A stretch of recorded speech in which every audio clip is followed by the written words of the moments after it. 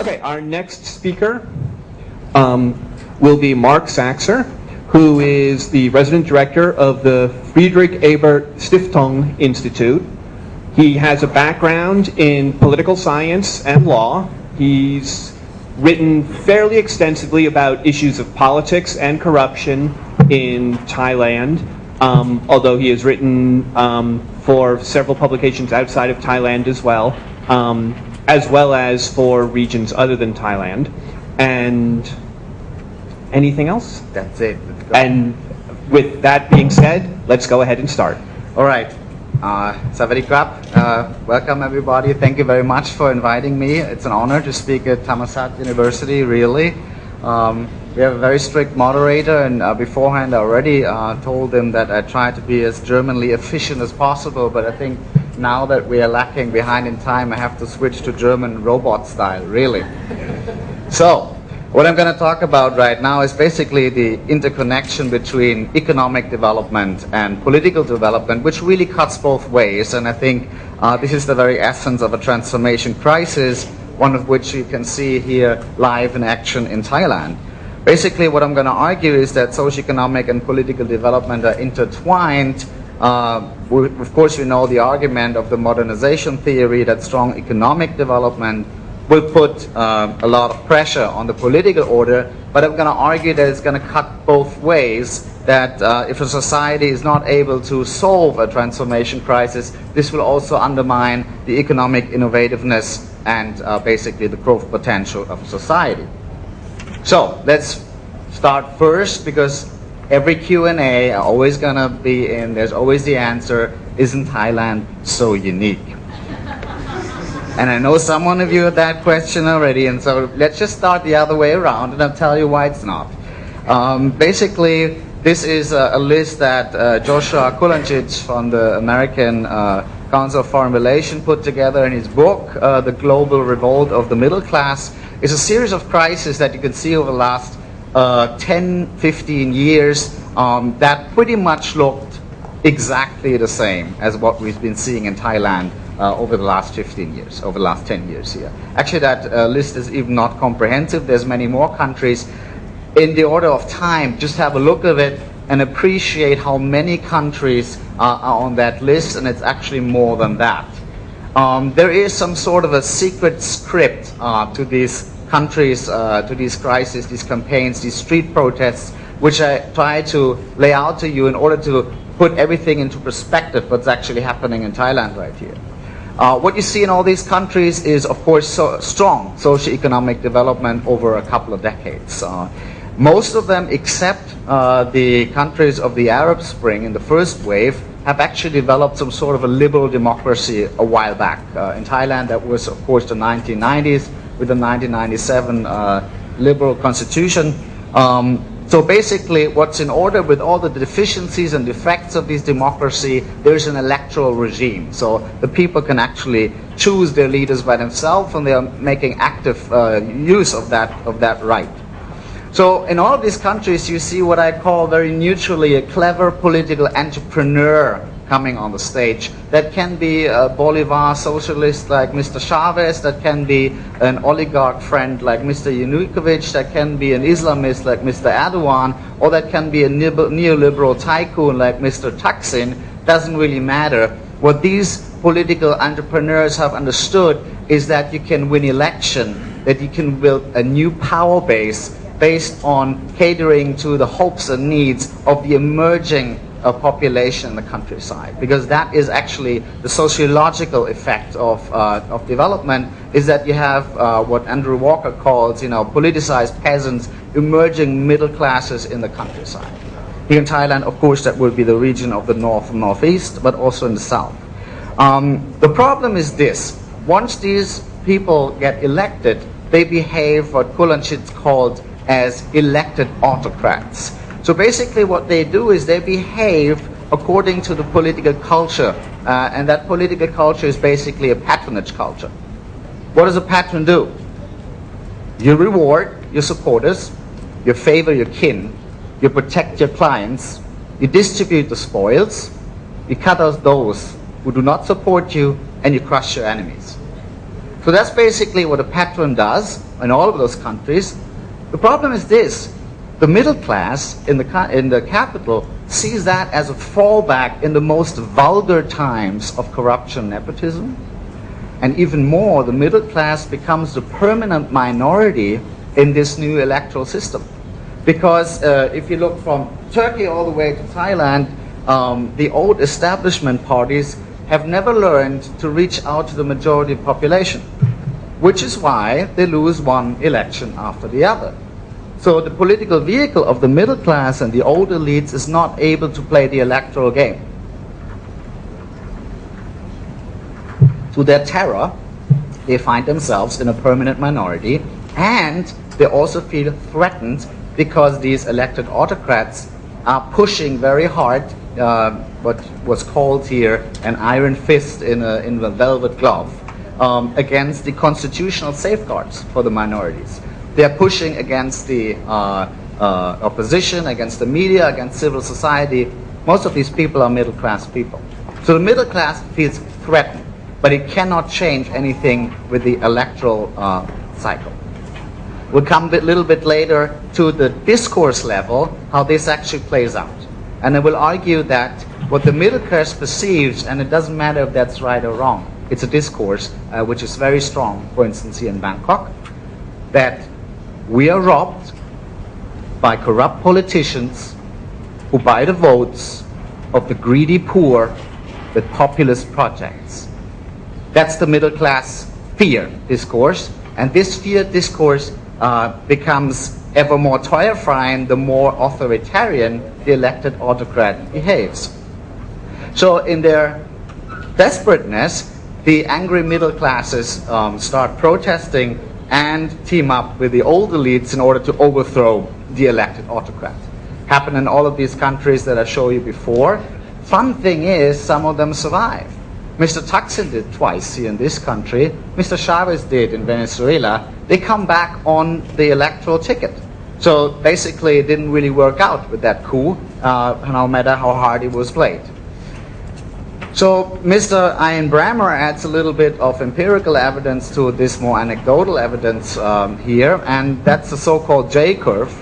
It basically works like this. If you look at the patterns of dozens of countries, which includes the trajectories of Western countries 100 years ago, but a lot of countries right now, it really looks like this. Basically, if you start opening up a country, liberalizing the political order, stability very, very quickly decreases. Only after the prolonged conflicts have been resolved through a social compromise, stability slowly, gradually begins to increase again. In other words, a transformation is a rough ride, and where things can get really messy at the bottom of it.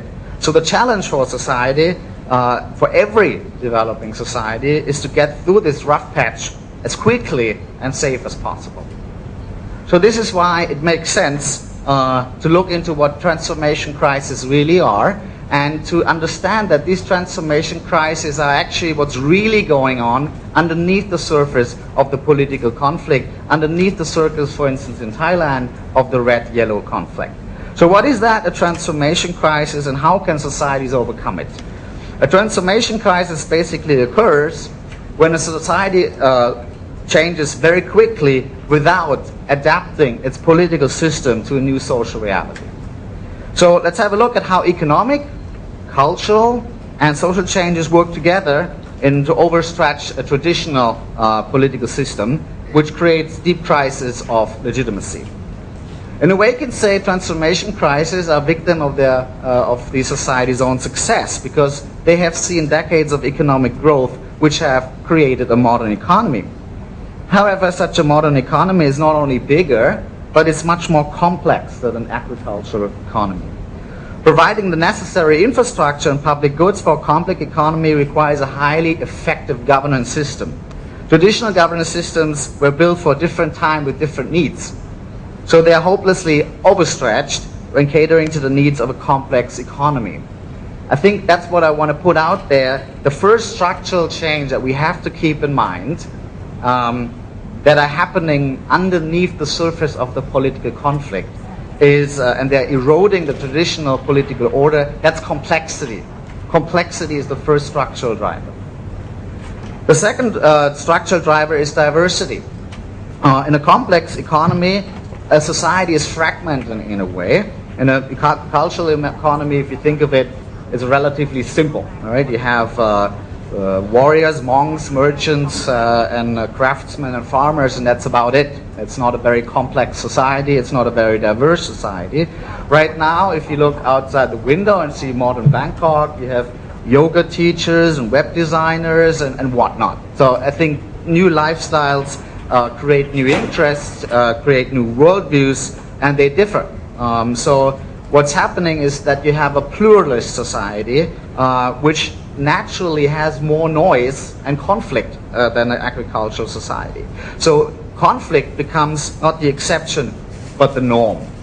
So basically, the political culture, which are centered around notions of unity and harmony, are perceiving this kind of diversity as decay.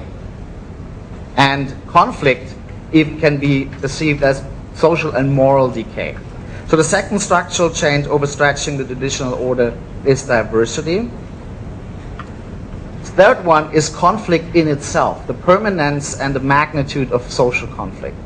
Economic and social development creates losers and winners, obviously.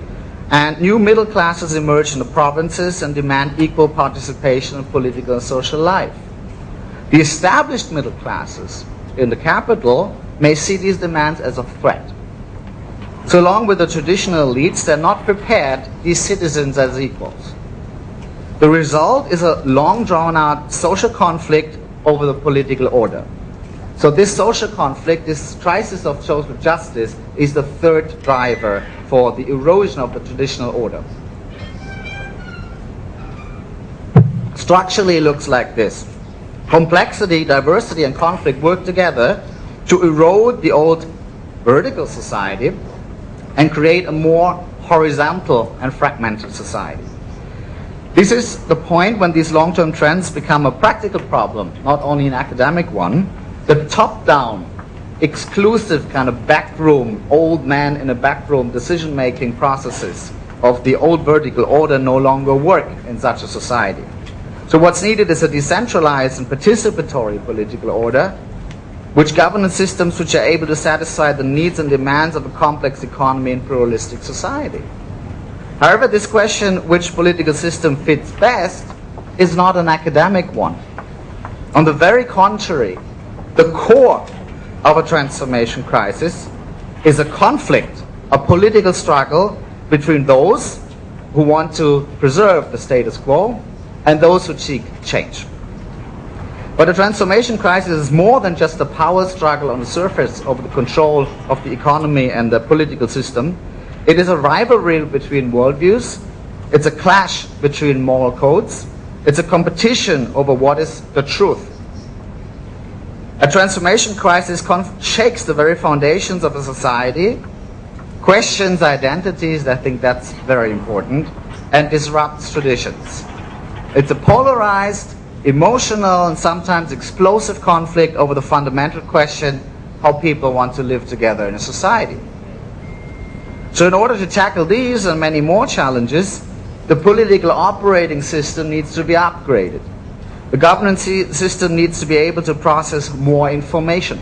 This is the problem of complexity that I mentioned, which means that you have to include more stakeholders in the decision-making process. A basic mechanism is needed to determine who has the mandate to make decisions. My opinion is that only elections can create this sort of legitimacy. Safety valves are also needed, on the other hand, to limit majority rule to the rules of the game.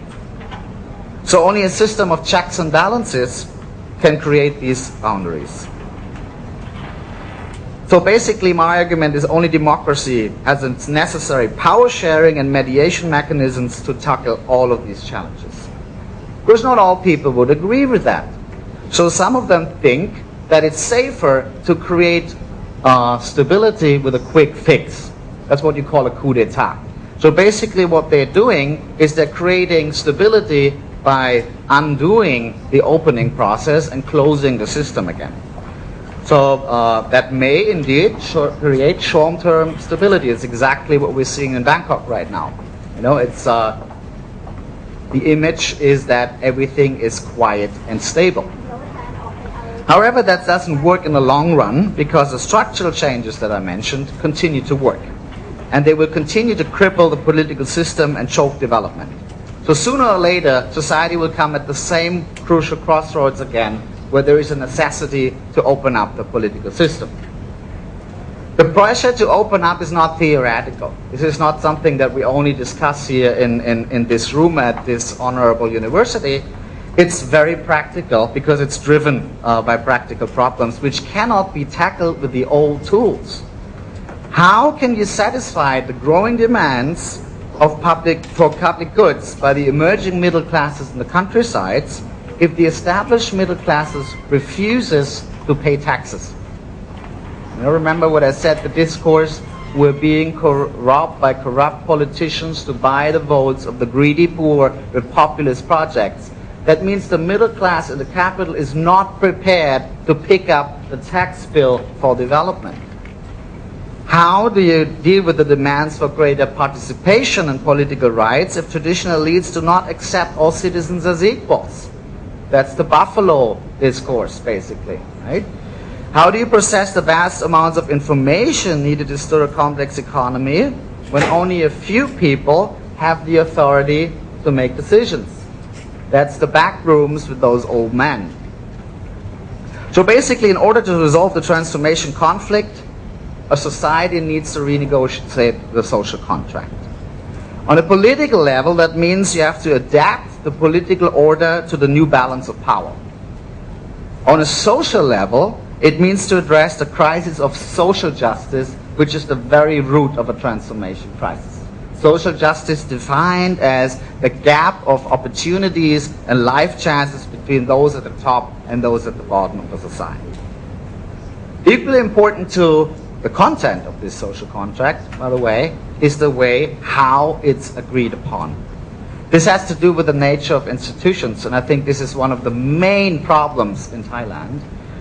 Rules are nothing but a piece of paper if they are not agreed by all sides, that these are the rules that you want to live in. So I think, how many constitutions did you have in Thailand? 20 or something. This constitution writing, this institutional engineering doesn't lead to anything if it doesn't create a social consensus of these rules. If they are imposed from the top, they will be resisted from below, which make them ineffective. Going to speed up a little bit, but unfortunately, if that wouldn't be already enough to completely fundamentally overhaul the political order at the very same time, you also have to completely overhaul the economic system. Because that success that I was talking about, there was 30 years of strong development, is facing new developments from all angles. Of course, you have the global financial crisis, which hits an economy which is such export dependent as the Thai economy very, very hard. On the other hand, that low wage, cheap labor model creates exactly the social problems that we are having right now. And at the other side, you have an energy crisis because fossil fuels are coming to an end and climate change will be a bigger problem. So, to address this crisis of social justice and the transformation crisis, a new development model is needed.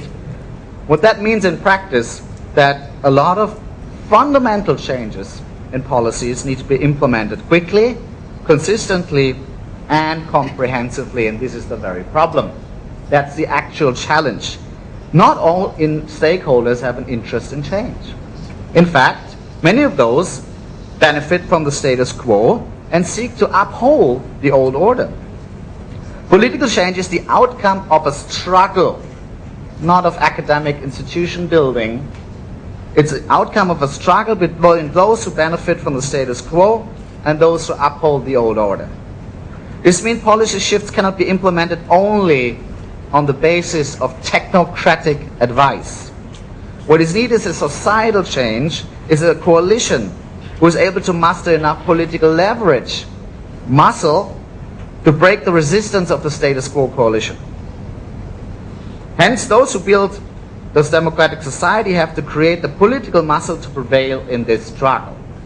And this is a little bit leading us into what I call the vicious cycle of transformation. Basically, if a society doesn't overcome this transformation crisis quick enough, what is happening is there's more and more conflict. So the political system gets frozen, paralyzed in a way. I think that's pretty much exactly what happened to Thailand over the last couple of months. The political system gets frozen, which terrifies, again, at least the middle class, but actually the entire society. All this conflict and all this noise and all this bickering, and it's so bad for business. And a lot of people feel very uneasy with that, because most people have invested their identities in this world that they've been born into. And suddenly everything changes. The role of the father in the family, the role of the boss in the factory, the role of, I don't know, the godfather in the village. All of these things change overnight in less than one generation. So a lot of people do not only benefit from the status quo in terms of status and privilege and economics, they also benefit, they're invested in it when it comes to identity. So that makes it really complicated and hard to make all these fundamental policy changes in such a turmoil. If you look at what happened to Thailand, is that 10 years, almost 10 years of transformation, conflict, have polarized Thai society. Thai society is polarized by fear. Fear of moral decay, fear of state bankruptcy, fear of state failure, fear of civil war. Quite astonishing for a society which will benefit more from the rise of Asia than any other on this planet. Actually, this should be the golden moment for Thailand, but the society is crippled by fear. What it means is that in the pragmatic and moderate center of the society, there is a void, right? There's not enough people who stand up to uphold the political regime, which is democracy, which means that the extremists can rule the day. The less moderates in the center are ready to fight for the democratic center, the more extremists can rule the day. This is why, and that's a very interesting, I think, angle, which I would say to the red shirts now, a majority is not enough. A majority can initiate a democratization process, but it's not enough to consolidate a democracy.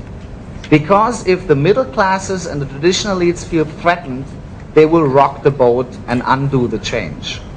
So what is needed is a broad societal coalition for democracy which can marginalize the extremes and limit the power of the elites. And that is actually what really drives transformation, because the real problem is the patronage system. The rest is just facade.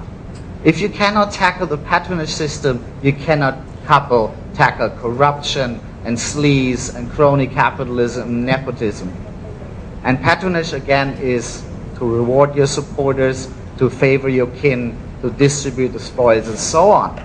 So it means it is the abuse of power by the powerful. That means fighting corruption means to curb the ability of the powerful to abuse power, which means you have to empower a society, its citizens, and not disenfranchise them. Which I think it's tragically ironic.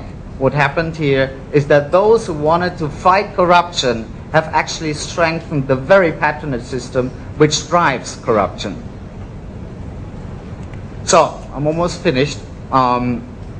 Basically, how do you get out of this mess? And I think if you look at many transformation crises around the world, a lot of society have managed to come out of this mess, even though it seems so overwhelming.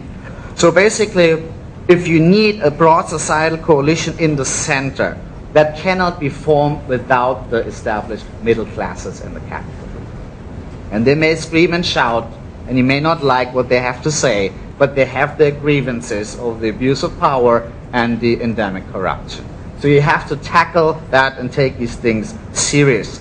This is why a social compromise needs to be based on a social contract needs to be based on a social compromise between all classes.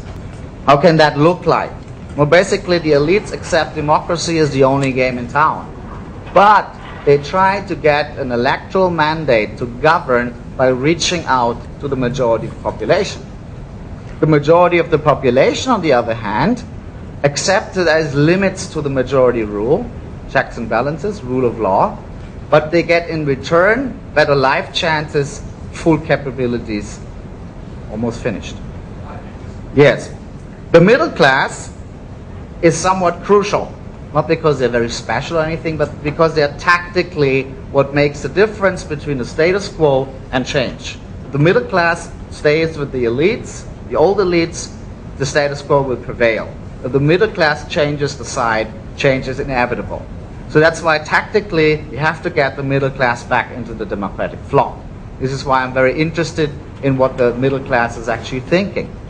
So if you want to break away from we are being robbed by corrupt leaders, blah, blah, and you want to go through that social compromise, what does the middle class get in return for paying the bill? Well, they get in return social peace, good governance, and quality public goods. That's the social compromise, and I would argue that a lot of countries around the world have overcome their transformation crisis. I come from Germany. I think ours was the worst. I'm not proud of it to say, but I think we messed it up big time, right? So the question is how do you get out of it? And I think starting with Roosevelt's New Deal, these social compromises have been adapted all over Western Europe and more lately in Latin America. And I think what you see there is stable democracies which, at least as long as this social compromise was intact, actually also performed economically very well. Whereas the opposite, if you create an atmosphere without a social compromise, then you will lose the ability to take those on board who fear change. And if you don't take those on board who fear change because their identity is threatened or whatever and they don't like it, then the society will close. And it will lose the ability to politically, socially, and economically innovate. So for an upper middle income economy deeply integrated into the global division of labor, that is the ticket for survival. That's the middle income trap. The middle income trap is not just some economic thing where you hit the glass ceiling, is that you have to solve the transformation dilemma. The transformation dilemma has to be solved by a social compromise. So you can say, if you really want to boil it down, the middle class holds the tax key to the social contract. And the social contract is basically the precondition that you can create a knowledge-based, innovative-driven society because it allows society to embrace change. And if you have exhausted extractive growth based on cheap labor and natural resources, that's the only thing that you can actually do in order to increase productivity is to invest in innovation. So that's my argument where I said this, it cuts both ways. Socioeconomic transformation puts the traditional governance system under stress, but if you don't resolve that, also your ability to continue to grow driven by innovation will freeze. Thank you very much.